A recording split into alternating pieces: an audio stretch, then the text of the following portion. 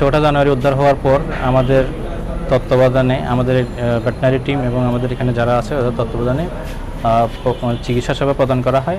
আলহামদুলিল্লাহ, আল্লাহ শুকরিয়া যে এখন বাঘটা পরিপূর্ণ সুস্থ। আমাদের মেডিকেল বোর্ড দ্বারা এটা পরীক্ষাও করা হয়েছে ছাড়ার উপযোগী কিনা। স্যাররাও যারা আসছিলেন ওনারাও সম্মতি দিয়েছেন যে এখন পুরাপুরি তার যে পা এবং শারীরিক যে অবস্থা পুরাপুরি সুস্থ, সুন্দরবনে ন্যাচারাল পরিবেশে বাঘটাকে অবমুক্ত করার জন্য। সে সার্টিফিকেট পাওয়ার পর আমরা সিদ্ধান্ত নিয়েছি যে আগামীকাল 12ই জুলাই আমরা এটাকে সুন্দরবনের প্রাকৃতিক পরিবেশে তার নিজের ভূমিতে তাকে আমরা অবমুক্ত করে দিব। আপনারা কি অবস্থা পেয়েছিলেন তখন? কি ছিল বাঘের, কোথায় কোথায় আহত ছিল বা কি অবস্থা ছিল? বাঘটা একটা ফাঁদের মধ্যে আটকা পড়েছিল, ওটার বাম পা মূলত ফাঁদের মধ্যে আটকা ছিল। ফাঁদে আটকে যাওয়ার কারণে ওর বাম পায়ের স্কিন, চামড়া এবং মাসল, মাংসপেশি, নার্ভ, এরপরে ব্লাড ভেসেল, এমনকি তার যে টেন্ডন ছিল টেন্ডনও তার ক্ষতিগ্রস্ত হয়েছে, টেন্ডন ছিঁড়ে গেছে।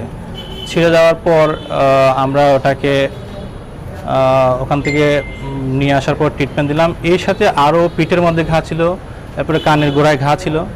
এই ঘাগুলো আমাদেরকে ড্রেসিং এবং ট্রিটমেন্ট দিতে হয়েছে। তো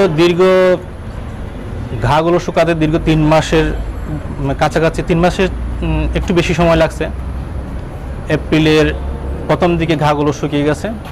পরবর্তীতে ওকে লাইফ হান্টিংয়ের ট্রেনিং দেওয়া হয়েছে, প্র্যাকটিস করা হয়েছে। প্রথমে তো তাকে সকাল বিকেল ওষুধ দেওয়া হতো, যার কারণে তাকে মাংস পিস পিস করে দিয়ে ওষুধ সেবন করা হয়েছে।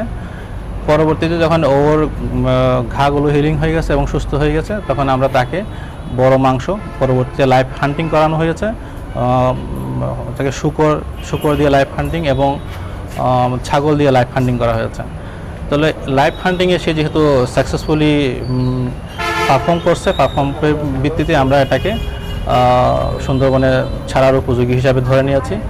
এবং ওর মধ্যে যে ফেরোসাস মানে হিংস্রতা, এটা পরিপূর্ণই আছে। এবং আপনারা দেখছেন যে এটা সবসময়ই আমরা পর্দা দিয়ে দেখে রাখি, কারণ ও এত হিংস্র যে কোনো মানুষ গেলে তাকে ধরার জন্য তেড়ে আসে। সুতরাং এটা সুন্দরবন ছাড়ার জন্য যথেষ্ট উপযোগী।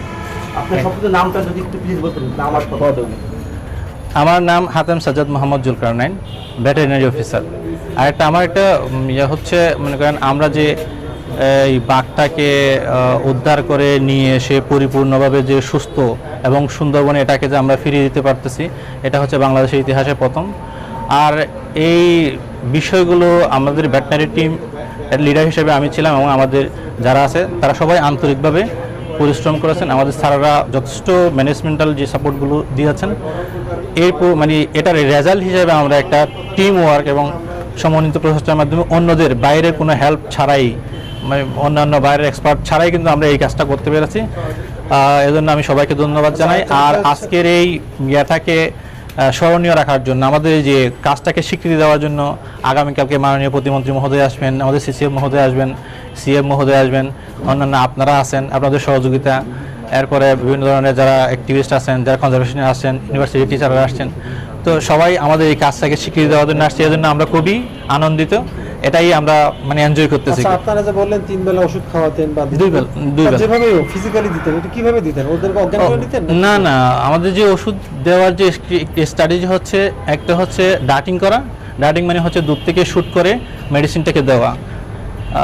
ডাটিং তো বুঝতে পারছেন আশা করি। হ্যাঁ, আর একটা বিষয় হচ্ছে, যখন আমরা দেখতেছি যে ও যখন মাংস রিসিভ করতেছে, গ্রহণ করতেছে, তখন আমরা ওরালি তাকে মাংসের মধ্য দিয়ে ওষুধ দিতাম।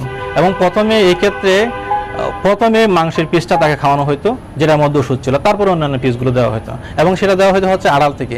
এই যে আপনারা যেভাবে দেখতেন, জাস্ট একটা ছোট্ট একটা পর্দার একটা অংশ কোণা আমরা খুলতাম, তারপরে ওদিক দিয়ে মাংসটা জাস্ট ছুড়ে দেওয়া হয়েছে তার মুখের কাছাকাছি, এভাবে, যাতে সে মানুষকে না দেখে। আর দেখলেই তো তার মধ্যে একটা ভয় কাজ করবে। স্বাভাবিকভাবে এই ভয় এবং স্ট্রেস থেকে অনেক ধরনের সমস্যা হতে পারে। আচ্ছা, আপনাদের লাইভ ছাগল দিয়েছেন বললেন, শুকর, এটা একেবারে সরাসরি জীবিত ছাগল? হ্যাঁ, জীবিত ছাগল। এই যে ও যখন আপনারা যে রুমের মধ্যে এখন ছবি তুলেছেন, ওই রুমের মধ্যে ওকে আটকে রাখা হতো। তারপর বড় পাশে যে রুমটা আছে, ওই রুমটার মধ্যে একদম জীবিত ছাগল ছেড়ে দেওয়া হতো। ছেড়ে দেওয়ার পর ও ওখান থেকে দরজাটা যখন খুলে দেওয়া হতো, তখন সে গিয়ে হান্টিং করতো, ধরে একদম যেভাবে বন পরিবেশ ধরে যেমন যে 2-3 সেকেন্ডের মধ্যে কিন্তু সে ছেড়ে দেয়। মানে ধরার পর ঘাড়ের মধ্যে ধরার পর 2-3 সেকেন্ডের মধ্যে, ধরেন সর্বোচ্চ 5 সেকেন্ড, 5 সেকেন্ডের মধ্যে সে ছেড়ে দিবে, ছেড়ে দিয়ে এটা ঘাড় মটকা দিবে, একদম মটকা যাওয়ার পর আস্তে আস্তে সেটা মরে যাবে এবং সে ওটা অবজারভেশন করবে। এবং সে কিন্তু ওই খাবারটা মানে একবারে ধরে গাফুস গুফুস খেয়ে ফেলে না, সে ওর মতো করে খায়, রেস্ট নিয়ে খায়। ধরেন সে মূলত সে পছন্দ করে হচ্ছে সন্ধ্যা এবং সকাল, মানে সে দিনের বেলা কিন্তু সে ভক্ষণ করে না। যদি কোনো কারণে আর্লি হয়, মনে করেন আসরের সময় দিছি, এটা কিন্তু আসরের সময় সে ধরে রেখে দিবে, ফেলে দিবে, খাবে হচ্ছে মাগরিবের পরে, মাগরিবের সময়, এ সময়, এবং সে রাত্রে খাবে। আমরা বাঘটিকে 4 জানুয়ারি এই বছর উদ্ধার করি। তার সামনের বাঁ পায়ে 3 ইঞ্চি মতো ক্ষত ছিল।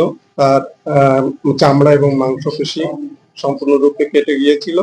আমরা গত 5 মাস 6 মাস চিকিৎসা প্রদান করেছি, সে সম্পূর্ণ সুস্থ হয়ে গেছে। তার মাংসপেশি জোড়া লেগে গেছে, নতুন চামড়া গজিয়েছে এবং চামড়ার উপর নতুন লোমও গজিয়েছে। সুতরাং সে এখন সম্পূর্ণ সুস্থ। গতকাল আমাদের যে সাফারি পার্কের জন্য যে মেডিকেল বোর্ড গঠন করা আছে, সেই টিম এসে দেখে গিয়েছেন এবং তারা সার্টিফিকেট দিয়েছেন যে এটা সম্পূর্ণ সুস্থ এবং একে প্রাকৃতিক পরিবেশে অবমুক্ত করা যেতে পারে। তো আমাদের যে বন্যপ্রাণী বিশেষজ্ঞগণ আছেন, তারাও একে তার মানসিকভাবে এবং আচরণগত স্বাভাবিকতা আছে এটা তারা দেখে পর্যবেক্ষণ করে বলেছেন। তাদের নির্দেশনা মোতাবেকই আমরা আগামীকাল 12ই জুলাই বাঘটিকে তার নিজ আবাসস্থল সুন্দরবনে ফিরিয়ে দেব।